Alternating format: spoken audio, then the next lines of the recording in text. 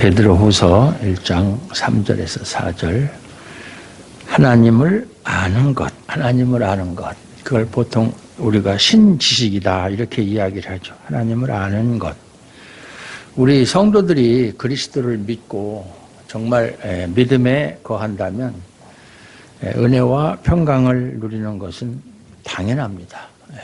믿는 자에게 은혜와 평강이 있다.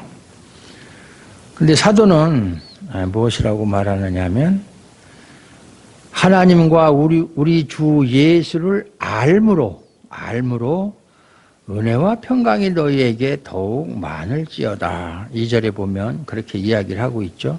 그러니까 은혜와 평강이 믿는 자에게 더욱 많아지기를 바라고 있다. 그런 뜻이에요. 믿는 자에게. 우리가 보통 은혜와 평강이 많아진다 그러면은 뭔가 조금 있었던 상태에서 많이 채워지는 양적인 의미로 생각하는 경우가 많은데 양적인 의미가 아니에요.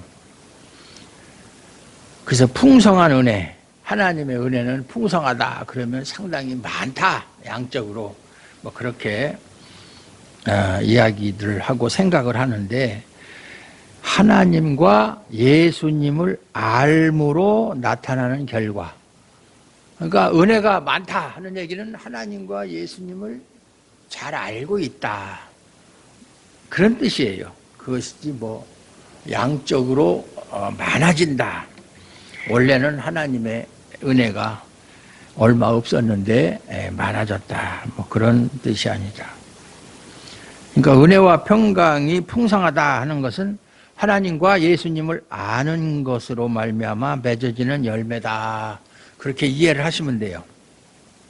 그런데 대부분의 사람들은 자기가 신앙생활을 열심히 하고 그렇게 종교적인 활동을 많이 하면 그것으로서 자신이 은혜가 풍성하고 평강이 있다. 그것을 자기가 하는 일로 느끼려고 그래요. 체험적으로.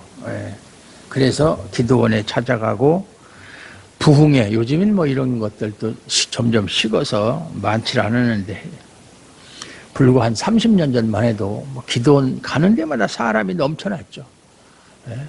40일 금식기도 하는 사람들도 많이 있고 아주 그냥 뭐 앉을 자리가 없을 정도로 그렇게 많이 있었어요. 또 어디서 부흥회를 한다, 어느 기도원에서 또는 어느 교회에서 부흥회를 한다 그러면 많은 사람들이 참석을 해서 정말 북새통을 이룬 그런 일들이 많이 있었는데 요즘에는 그것도 좀 시들해진 것 같아요. 이단적인 그러한 기도원 같은 데는 지금도 역시 사람들이 많이 모여요.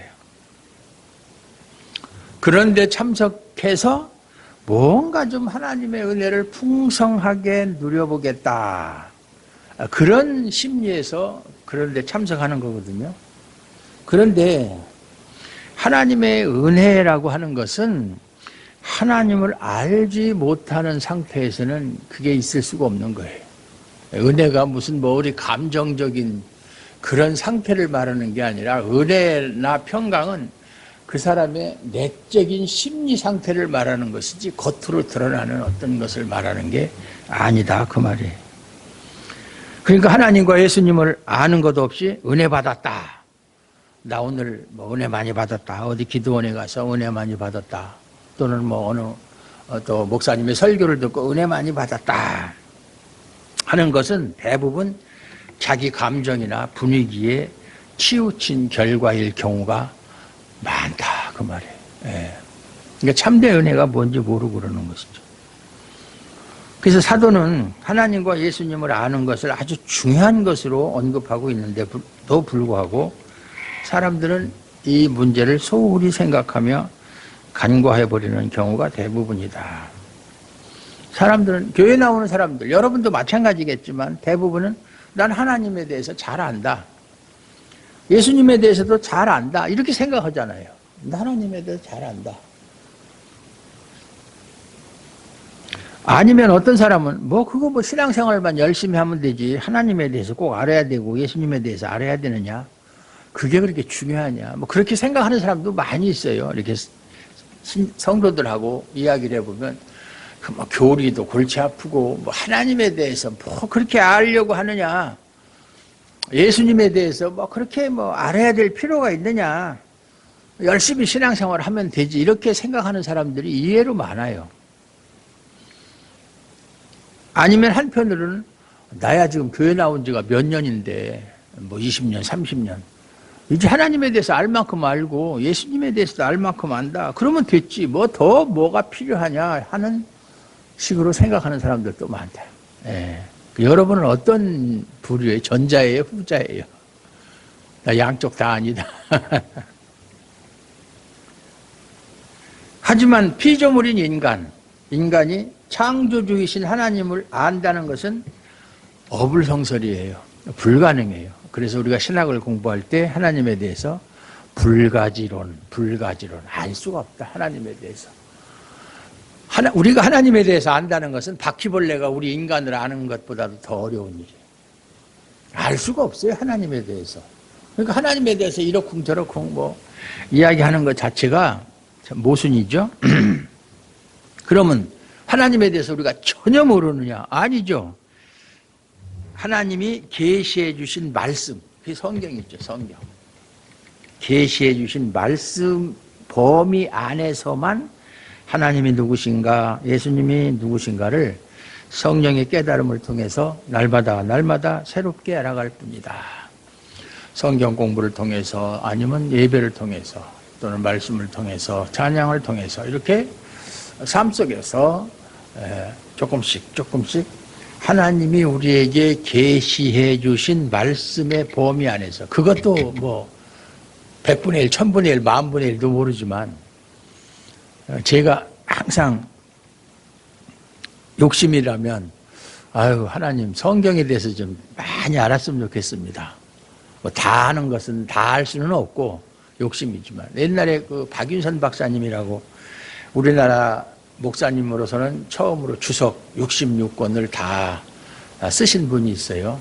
박윤선 박사 주석이라고. 목사들은 이제 대부분 다 그 책을 가지고 있는데 우리나라 사람으로서는 처음으로. 근데 그분이 이북 분인데 평안남도 분인데 항상 대동강변을 거닐면서 성경책을 들고 묵상하면서 하나님 제발 좀 성경 좀 많이 알게 해주세요. 하나님 말씀 좀 많이 알아서 많은 사람들에게 올바른 말씀을 전할 수 있도록 해주세요. 늘 뭐 자나깨나 그게 이제 꿈이고 바람이고 소망이었다고 그래요. 그래서 그런지 참 성경 66권을 다 이렇게 기록을 했고, 그분이 나이가 60이 넘어가지고 유학을 갔어요. 60이 넘어서. 근데 유학을 갔을 때 그 학교 교수가 누구냐면 헤르만 바빙크라고 세계 3대 개혁주의 신학자 중에 한 사람, 아주 유명한 분이죠. 그분이 자네 나이가 몇인가? 그 당시에 그분은 80이 넘었어요. 자네 나이가 몇인가? 그러니까 60이 좀 넘었습니다. 그러니까 공부하기 참 좋을 나이네. 60이 넘어서, 그 당시 60이면은 지금 80도 더 되는 거예요. 따지고 보면. 여러분은 아직도 공부할 나이가 되지도 않아요. 그렇게 따지면 공부할 나이가 좋을 때가 아니라 아직 멀었네. 그래. 그렇게 열심히 공부하고 그렇게 이제 한국에 와서 평양신학교 후신인 총신에서 교수로 계속 그렇게 섬기다가 나중에 합동신학교, 수원에 있는 합동신학교를 새로 설립을 해서 거기 이제 봉사하시다가 돌아가셨죠. 근데 그분이, 저는 그분의 강의를 들은 적이 없어요. 제가 일찍 신학교를 갔으면 들었을 텐데, 저도 워낙 늦게 갔기 때문에 못 들었는데, 아마 강의를 하면 학생들이 못 알아듣는데요. 그러면 이 양반이 성질이 급해가지고 그냥 강단에서 발을 굴리면서 왜 그것도 이해를 못해? 왜 그것도 이해를 못해? 그러고 혼자서 막 흥분해가지고 막 얼굴이 펄겋게 달아올라가지고 다혈질이라서 그렇게 했다고 그러더라고요. 어쨌든 하나님을 안다는 것, 그걸 신지식, 그것이 신앙생활에서 가장 기본이 되는 것이다.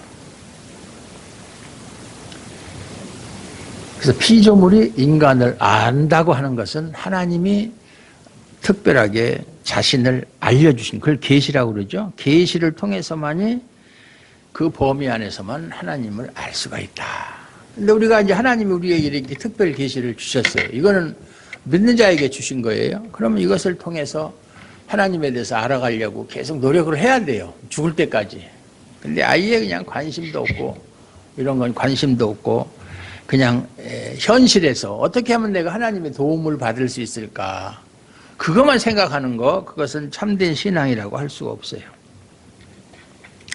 그래서 신자에게 있어서 하나님은 항상 새로운 분으로, 어제 내가 만난 하나님과 오늘 내가 만나는 하나님이 같은 하나님이 아니고, 뭐 하나님 본질은 같지만 그 하나님에 대해서 다시 새로운 모습을 또 발견하는 거예요. 아, 어제까지는 내가 몰랐는데 오늘 보니까 하나님한테 이런 면이 있었구나. 아, 이런 것도 있었구나. 이렇게 하나님에 대해서 차츰차츰 새롭게 알아가는 것. 그게 하나님을 아는 거예요. 하나님을 아는 것. 예, 안다라는 말이 히브리어로는 야다라고 그러고 헬라어로는 기노스크라고 그러는데, 그 안다라는 말은 지식적인 것을 말하는 게 아니에요. 지식적인 것을 말하는 게 아니라 사실은 그것은 신과 인간의 합의를 말하는 거예요. 그게 아는 거예요. 아는 거. 그래서 예수의 모친 마리아가 아직 결혼하기 전에 잉태를 했잖아요. 그러니까 천사가 미리 와서 네가 아들을 낳을 것이다, 그렇게 이야기를 했잖아요. 아직 결혼도 안 했는데. 그러니까 나는 남자를 알지 못하는데 무슨 그런 일이 나한테 일어납니까? 할 때 알지 못한다 할 때 그 안다라는 말이 야다 또는 기노스코, 그걸 말하는 거예요. 남자가 여자를 안다. 그건 지식적으로 아는 게 아니잖아요. 이렇게 될 때 신자가 날마다 새롭고 풍성한 은혜와 평강이 있게 되는 것이다. 예. 뭐 이런 얘기가 뭐 고리타분하다. 우리 목사님 설교는 고리타분하다. 뭔가 좀 들어서 뭔가 막 사이다 같은, 요즘에 뭐 사이다라는 말 많이 하더라고요. 젊은 사람들이 사이다 발언이다, 뭐 돌직구다, 뭐 이런 뭐 유행어가 있는데 그런 게 전혀 없고 늙어서 그런지 고리타분하다. 이렇게 생각을 하실 수도 있어요. 그걸 제가 알아요. 저도 재미나게 할 수 있어요. 저도 유머가 있는 사람이에요. 유머를 쓴 사람이에요. 예? 그 사람들은 동적인 것, 즉 몸으로 활동하고 체험하는 것, 그걸 좋아한다고. 거기에 대해서 흥미를 느끼고. 그런데 그렇지 않으면 고리타분하다, 재미없다, 뭐 그렇게 생각하는 경우가 많아요.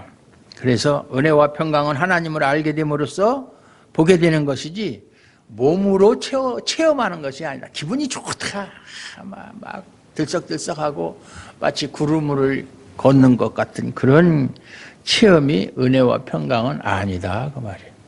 은혜와 평강에 대해서 뭐 제가 지지난주에도 말했죠. 한국교회 성도들이 구원, 믿음, 은혜, 평강, 이런 거에 대해서 사실은 잘 몰라요.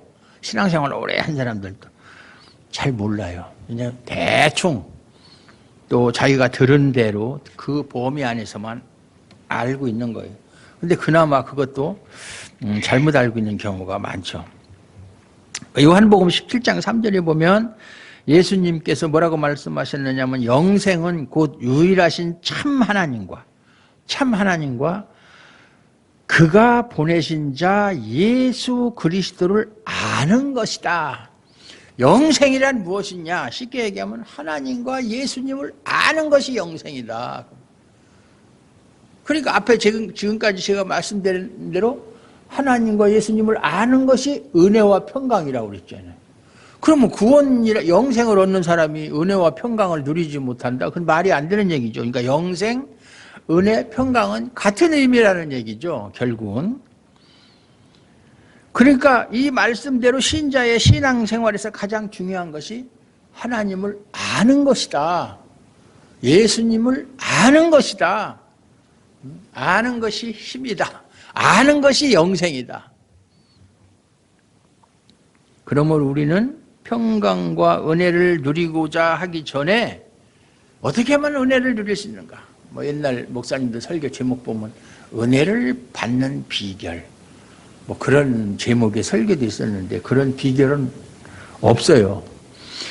은혜를 누리고자 하기 전에 먼저 우리가 질문해 봐야 되는 것은 나는 하나님을 알고 있는가? 하나님을 아는가? 라는 그런 물음부터 시작을 해야 된다.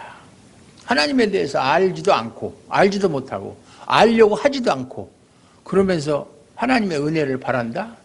그거는 말이 안 되는 얘기죠. 또 3절을 오늘 본문 3절을 보면 그의 신기한 능력으로 생명과 경건에 속한 모든 것을 우리에게 주셨으니 이는 자기의 영광과 덕으로서 우리를 부르신 이를 알므로 말미암음이라. 알므로 말미암음이라. 이렇게 말씀하고 계세요. 여기 보면 이제 하나님이 우리에게 행하신 일이 무엇입니까? 그의 신기한 능력으로 생명과 경건에 속한 모든 것을 우리에게 주셨다. 모든 것을 우리에게 주셨다. 여기서 경건이란 말이 나오는데 경건이란 말이 참 좋은 말이에요. 근데 요즘에 이제 우리 개혁교회라고 하는 교회에서도 영성이란 말을 하는, 영성이란 말은 성경에 없는 말이에요. 영성이란 말은 성경에 없어요. 경건이라고 해야 돼요. 경건. 경건. 경건이라는 것은 하나님을 공경하고 하나님을 섬기는 것, 하나님을 찬양하는 것, 그것을 경건이라고 그러거든요. 영성이라는 말은 원래 어디서 나왔냐면 천주교에서 나온 말이에요. 가톨릭에서. 근데 그 영향을 받아가지고 요즘에 이상하게 종교개혁 1517년에 루터에서 종교개혁이 시작이 됐는데 벌써 이제 500년 가까이 됐죠. 막 그런데 다시 가톨릭으로 돌아가려고 마치 가는 것이 옳은 것처럼 그렇게 또 주장하는 사람도 있어요. 가톨릭과 하나가 돼야 된다. 그러려면 옛날에 목숨 걸고 종교개혁한 신앙의 선진들은 다 헌혈했다는 얘기잖아요. 그냥 안 했으면 될 걸. 그래서 막 복장부터 신부들 복장 닮아가고 그 로만 칼라라고 그래가지고 뭐 이렇게 하는 거. 참 이상한 거죠. 그 잘못되죠. 한참 잘못된 거죠. 원래 개혁주의 교회에서는 가운도 안 입어요. 가운 안 입잖아요. 다만 이제 뭐 성찬식을 하거나 뭐 세례식을 할 때는 입지만 그거 안 입어도 되는데 그것도 안 입어도 돼요. 그러니까 복장에 대해서 뭐 그렇게 신경을 안 써요. 외적인 거, 눈에 보이는 것 이런 거에 대해서는 별로 이렇게 가치를 두지 않는 게 개혁주의 신학의 또 핵심이라면 핵심일 수 있어요. 절기, 교회의 절기. 구약시대 때 사람들이 지켰던 절기 그런 것도 지키지도 않고 사실 뭐 부활절이니 성탄절이니 다 의미 없어요. 그걸 뭐라 지킵니까? 그건 의미 없는 거예요. 우리는 항상 매일매일이 예수님과 함께 하니까 예수님과 함께 하는 사람이 성탄절 예수님이 출생? 함께 하는 사람한테는 출생이라는 건 이미 뭐 포함된 거잖아요. 부활? 예수님이 죽음에서 부활하셨다. 그것도 이미 우리는 기독교 자체가 부활의 종교잖아요. 부활을 빼놓고는 설명이 안 되잖아요. 항상 매일매일의 삶이 예수님의 탄생과 부활, 예수님이 보내신 성령의 내주, 우리 함께하는 그거에 다 포함되는 건데 뭐 굳이 그걸 해서 뭐 성탄절, 무슨 뭐 부활절, 무슨 뭐 추수감사절이야 뭐 성경에도 없는 거지만 추수감사절 그런 절기는 전혀 필요 없다. 또 이건 제 얘기가 아니라 사도 바울이 그랬잖아요. 너희가 날과 달과 절기를 삼가 지키니 내가 너희에게 가르친 것이 헛되일까 두렵다. 내가 너희에게 그렇게 가르쳤느냐? 다 소용없는 거다. 바울 사도가 그렇게 얘기했어요. 제 얘기가 아니고 저 혼자 그렇게 얘기하면 잘못된 거겠지만. 그리고 개혁교회에서는 대부분 뭐 십자가도 없고 그런 거 안 해요. 예. 외적인 거에 대해서 별로 신경을 안 쓰고 하나님이 누구신가 그걸 아는 것에 키포인트를 맞추고 내가 아는 하나님이 또 무슨 일을 하셨고 무슨 일을 하고 계시고 앞으로 무슨 일을 하실 것인가에 대해서 관심을 가지고 그러한 하나님을 경배하고 찬양하고 그러한 하나님에 대해서 순종하는 것 그것이 경건이에요. 경건. 그거면 됐지 무슨 영성이니 하는 그런 말은 여러분들 사용하지 말기를 바랍니다. 그리고 목사님들도 영성이라는 말 많이 쓰는데 제가 물어봐요. 영성이 뭡니까? 물어보면 대답도 못해요. 영성이 뭐냐? 그러면 무슨 신비한 어떤 능력 그 말 같지도 않은 소리.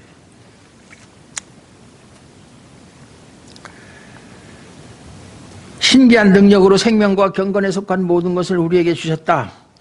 이처럼 하나님을 안다는 것이 사람의 인적 사항을 아는 것처럼 신에 대한 것을 아는 것을 말하는 것이 아니다. 인적 사항.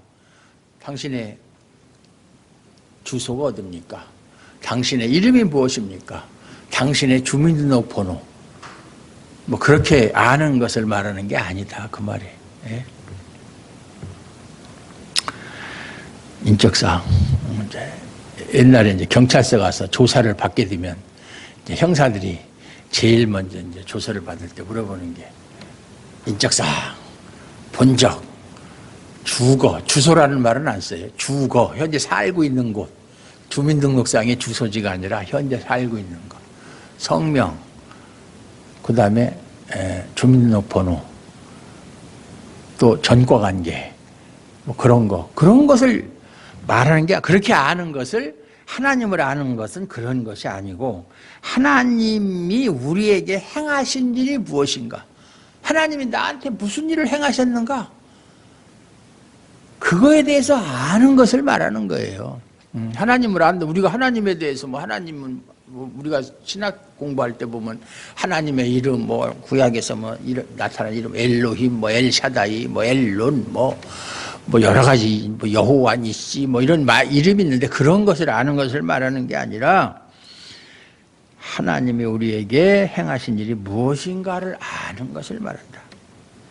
하나님이 우리에게 행하신 일이 무엇인가를 알고 그 일을 행하시는 하나님의 마음, 그 다음에 하나님의 뜻 이런 것을 알게 된다면 우리가 어떤 일에서든지 하나님을 아는 알매 능력에 의해서 하나님을 많이 알면 알수록 우리의 신앙은 흔들림이 없다 그 말이에요. 흔들림이 없어요. 하나님이 나한테 어떤 일을 하셨는가, 지금 하고 계시는가, 앞으로 또 어떻게 하실 것인가 이거를 알게 되면 신앙이 흔들릴 리가 없어요. 이단에 넘어가는 일도 없고. 예.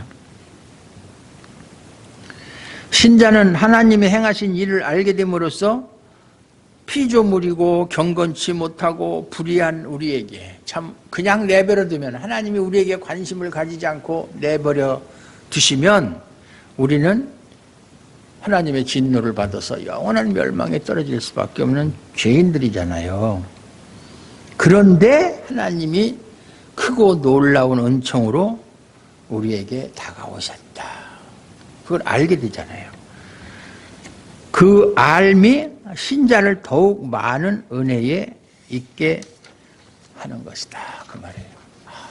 자기의 과거의 모습과 현재 하나님을 알고 난 후의 모습을 비교를 해보면 왜 하나님이 나한테 정말 내가 나를 봐도 정말 보잘것없고 좋은 구석이라고 하는 것은 아무것도 없는데 하나님이 나를 택하셔서 나에게 이러한 은혜를 베푸셨는가 생각할 때마다 너무 가슴 벅차지 않아요? 우리가 하나님께 잘한 것도 없고 하나님께 무슨 하나님 마음을 기쁘시게 한 것도 없고 여러분이 뭘 했어요? 아무것도 한 게 없어요. 하나님이 여러분을 택하시고 하나님이 은혜와 평강을 주시고 그렇게 하나님 자신을 알리시고 했기 때문에 그거에 대한 결과로 지금 하나님을 믿고 하나님을 경배하고 찬양하고 순종하는 것이지 그 전에는 전혀 하나님에 대해서 알지도 못했고 관심도 없었잖아요. 그래서 내가 잘난 줄 알고 그렇게 살았지. 그래서 오로지 그냥 자신이 원하는 것 그거 이루어달라고만 외치고 하나님 도와주세요. 저 이거 하고 싶어요. 이거 갖고 싶어요. 이렇게 해주면 좋겠는데요. 뭐 이렇게. 그리고 그 원하는 것이 이루어졌을 때 사람들은 뭐래요? 하나님의 은혜다. 그렇게 얘기를 하죠. 하나님의 은혜다. 그러니까 은혜에 대해서 잘못 알고 있는 거예요. 자기가 원하는 대로 되면 하나님의 은혜. 뭐 교회에서 제 동생이 다니던 교회가 제법 큰 교회였었는데 헌금이 많이 들어오니까 돈 쓸 데가 없는 거야. 그 당시만 해도 뭐 선교 뭐 이런 데 크게 관심이 없었을 때요. 뭐 구제 이런 거. 그러니까 그 돈을 가지고 땅을 샀어. 땅을 샀는데 그 땅값이 팍 오르는 바람에 많은 이익이 생겼다. 그걸 가지고 막 교회에서 그냥 하나님의 은혜, 그게 무슨 하나님의 은혜야. 하나님의, 뭐 교회가 땅 장사하는데요. 그런 식으로 자기한테 유리하면 하나님의 은혜, 자기한테 불리하면 하나님에 대해서 삐지고, 하나님은 나를 모르는 척 하신다. 나에 대해서 관심이 없다. 막 이렇게 생각하고. 그건 믿음도 아니죠. 그런 믿음은 속이 비어있는 속빈 강정 같은 믿음이다. 그 말이에요. 하나님은 우리에게 이미 생명과 경건에 속한 모든 것을 주셨다고 말을 하고 있어요. 그렇다면 우리는 이미 생명과 경건에 속한 모든 것을 이미 받은 자라는 얘기잖아요. 받은 자. 받은 자의 자격으로서 하나님께 나오는 거예요. 받으려고 하는 것이 아니라 이미 받은 자로서 하나님께 나와야 된다. 은혜를 구하는 것이 아니라 이미 주어진 은혜를 더욱 많이 새롭게 바라보기를 소원하는 신자로 나와야 한다. 이미 주어진 은혜, 이미 받은 은혜, 그걸 더욱 새롭게 바라보기를 소원하는 그런 신자로 나와야 된다. 그 말이에요. 사도가 제가 지난 시간에도 말씀드렸지만 베드로 전서 이야기할 때도 지금 고난과 핍박에 있는 신자들에게 신자라는 존재가 어떤 존재냐? 주어진 환경을 초월하는 존재다. 그래서 어떤 은혜에 있는 사람인가를 말함으로써 환경을 초월해서 은혜를 더욱 많이 누리는 신자로 굳게 서기를 원하기 때문에 이 서신을 쓰고 있다 말씀드렸어요. 지금 이 서신을 받는 독자들은 지금 아주 어려움에 처해 있어요. 앞으로 더 큰 환란이 닥쳐올 것이고 AD 54년부터 시작된 박해가 68년에 내려가 죽었거든요. 그때까지 그냥 뭐 앞으로 엄청난 태풍이 불어올 텐데 그거에 대비해서 그런 일을 당하더라도 흔들리지 말라. 왜? 우리는 이미 생명과 경건에 속한 모든 것을 받은 자다. 하나님이 주셨다. 다 주셨다. 그러니까 흔들리지 말라. 이렇게 격려하기 위해서 쓴 것이 베드로 서신이다. 말씀을 드렸어요. 그래서 전서에서는 베드로 전서에서는 세상에서 너희는 나그네로 존재하는 신자다. 그 나그네에 대해서 나그네와 행인 같은 너희를 권하노니 육체의 영혼을 거스려 싸우는 육체의 정욕을 피하라. 이런 말씀이 있잖아요. 2장 1절에. 나그네라고 그랬죠. 베드로. 이제 여러분들 다 기억해서 잊어버렸을 거예요. 나그네다 그랬어요. 그러니까 베드로 후서에서는 이제 시작되는 그 고난의 길에서도 더욱 많은 은혜와 평강을 누리는 것이 신자다. 너희는 밖으로부터 오는 뭐 이런 고난, 핍박, 내부에서 일어나는 여러 가지 문제 이런 것하고 상관없이 하나님께서는 더욱더 많은 은혜와 평강을 너희에게 주실 것이다. 그 말이에요. 그러니까 우리는 신자들은 환경에 영향을 받지 않는 사람들이에요. 조금 좋으면 그냥 뭐 헤헤거리고 조금 불편하고 힘들면 그냥 찌푸리고 그런 게 아니에요. 하나님은 생명과 경건에 속한 모든 것을 우리에게 주셨는데 문제는 우리가 하나님이 주셨다고 했는데 나는 그걸 받았는가? 이게 문제예요. 여기에 보면 뭐 누구한테 주고 뭐 일일이 다 열거를 했으면 아 나는 받았구나. 받은 사람에 포함되는구나. 그렇게 하는데 그냥 막연하게 우리에게 모든 것을 줬다. 우리라고 하는 그런 얘기를 하니까 거기에 내가 속하느냐 안 속하느냐, 나는 정말 받았느냐 못 받았느냐 의심스러울 수가 있죠. 분명히 하나님이 주셨다 그러면 우리는 하나님으로부터 받은 것이 있어야 되잖아요. 주었다고 그랬으니까. 그런데 정작 우리는 하나님께 받은 것이 있는지 없는지, 또 받았으면 그게 뭔지 그걸 알지 못한다면 하나님이 주셨다고 해도 결국 주신 것으로 인해 은혜와 평강이 있을 수가 없다. 모르는데. 그렇잖아요. 제가 있잖아요. 가끔 이렇게 이제 나이가 먹어가니까 자꾸 그 옛날에 왕성하던 기억력도 점점 감퇴되고, 참 그래서 짜증날 때가 많은데, 근데 그러면서도 한편으로는 또 좋은 점도 있더라고요. 뭐냐면 막 이제 내일 교회 갈 때 무슨 옷을 입지 막 그래요. 이렇게 뭐가 있어 보면 막 돈이 있는 거야. 옛날에 넣어놓고 잊어버리고 있었던 거야. 득템이죠, 득템. 이게 뭐야? 그것도 뭐 몇만 원이 아니라 몇십만 원씩 막 이렇게, 뭐 50만 원 막 이렇게 거금이죠, 저한테는. 그걸 알고 있었으면 벌써 썼을 거 아니에요. 어떻게? 근데 잊어버린 거예요. 어떻게 막 서랍 뭐 다른 거 찾다가 막 이렇게 막 하다 보면 뭐가 있어. 보면 이게 뭐야? 보면 돈이 들어있는 경우가 종종 있더라.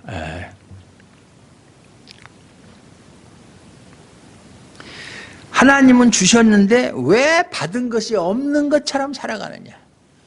받은 것이. 사실 내 주머니에 돈이 있는데 없는 줄 알고 배고파도 뭐 사 먹지도 못하고 뭐 사고 싶은 것이 있어도 못 사는 거예요. 왜냐? 자기는 돈이 없다고 생각하니까. 있는 줄 알면 살 거 아니에요. 그렇게 살아가는 사람들이 많다 그 말이에요. 하나님은 분명 우리에게 생명과 경건에 속한 모든 것을 주셨다고 말하는데 전혀 받은 것이 없는 것처럼 살아가는 사람들이 많다.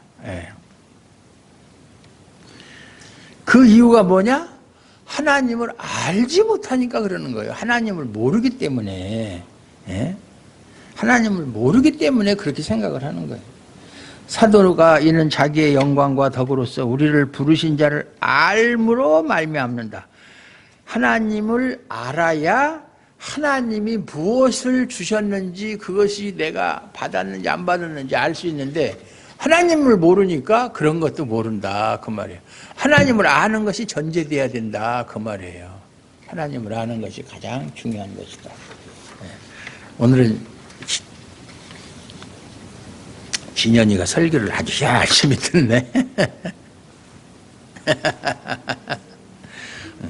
눈이 반짝반짝. 하나님이 주신 것은 하나님을 알므로 알 수 있고 볼 수 있다 그 뜻이에요. 그래서 중요한 것은 하나님을 아는 것이다. 계속 반복하는 얘기예요.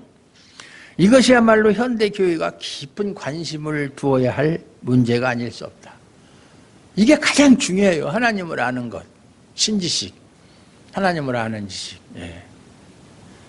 그런데 현대교회가 그 신자들이 자기는 하나님을 잘 아는 사람인 것처럼 여기고 있어요. 다들. 아유, 하나님에 대해 잘 알죠. 그게 문제다 이 말이에요.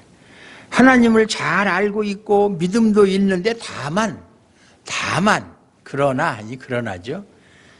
열심히 좀 없고 뭐 열심히 힘쓰지 않는 것이 문제지 하나님에 대해서는 잘 알고 있다.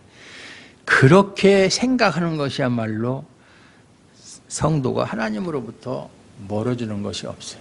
나는 하나님에 대해 잘 알고 있어. 다만 현재 형편이 이러니까, 환경이 이러니까 내가 열심히 못해서 그렇지 하나님에 대해서도 잘 알고 나는 하나님에 대해서 잘 믿고 있다 이렇게 생각하는데, 그렇지만 여러 가지 사정으로 인해서 나중에 형편이 좋아지면 그때 하겠지 뭐 이렇게 생각하는 것 자체가 잘못된 것이다.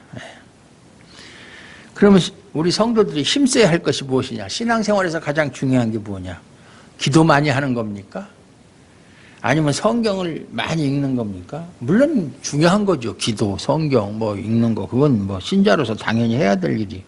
그거 하지 말라는 얘기 아니에요. 제가 이렇게 얘기하면 우리 목사님은 기도에 별로 관심이 없다. 아니면 성경이 그렇게 생각하면 안 돼요. 그건 기본이에요.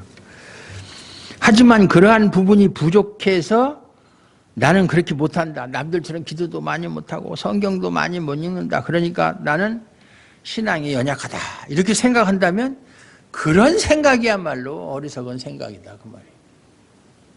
그러면 기도 많이 하고 성경 많이 읽으면은 그 사람은 신앙이 막 이렇게 업되고 그러지 못하면 그 다운됩니까? 그건 아니에요. 근데 아까도 얘기했지만 사람들은 자꾸 뭔가 눈에 보이는 어떤 동적인 것에 자꾸 포인트를 맞추다 보니까 그런 생각들을 하는 거예요. 내적인 것은 중요하게 여기지 않고. 4절을 보면 이로써 그 보배롭고 지극히 큰 약속을 우리에게 주사 이 약속으로 말미암아 너희가 정욕 때문에 세상에서 썩어질 것을 피하여 신성한 성품에 참여하는 자가 되게 하려 하셨느니라. 이렇게 말씀하고 있어요. 여기서 보면 하나님이 누구신가를 또다시 새롭게 알 수 있다.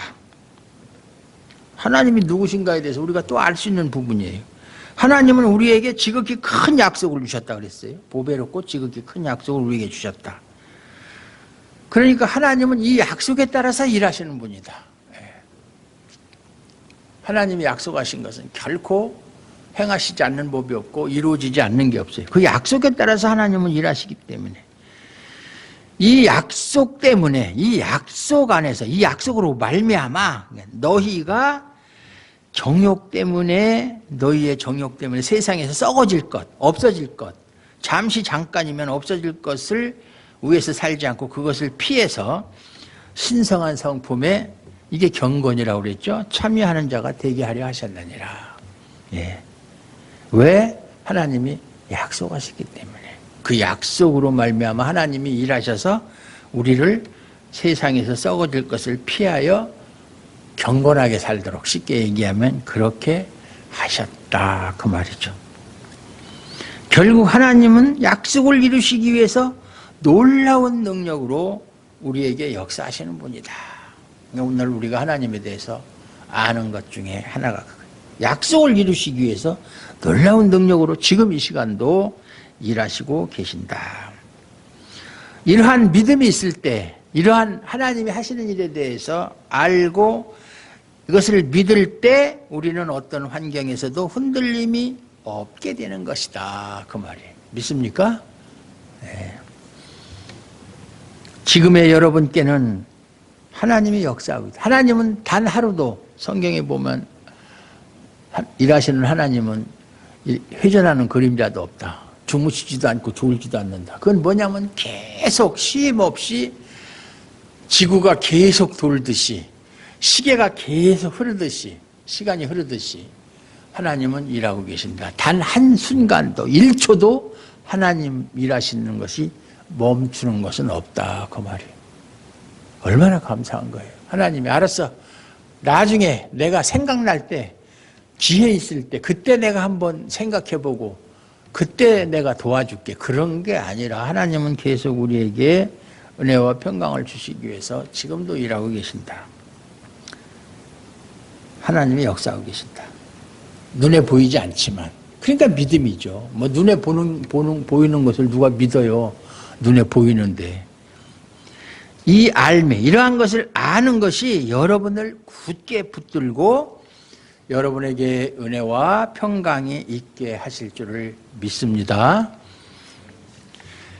하나님 감사합니다. 오늘도 하나님께서 저희들을 사랑하셔서 생명과 경건에 속한 모든 것을 우리에게 주셨음을 다시 한번 깨달아 알게 하시고 우리가 그러한 모든 것을 받은 자로서 우리가 하나님 앞에서 어떻게 살아야 하고 어떻게 하나님을 찬양하고 하나님께 순종해야 하는지를 다시 한번 배웠습니다. 이러한 알미 우리 성도들을 더욱 굳게 붙들고 더욱더 깊은 은혜와 평강 속에 있게 하여 주시는 줄로 믿습니다. 우리 주아름 교회가 이러한 하나님이 주시는 은혜 안에서 더욱더 평강에 머무르는 넘치는 교회가 되게 하여 주시옵소서. 예수님 이름으로 감사드렸고 기도하옵나이다. 아멘.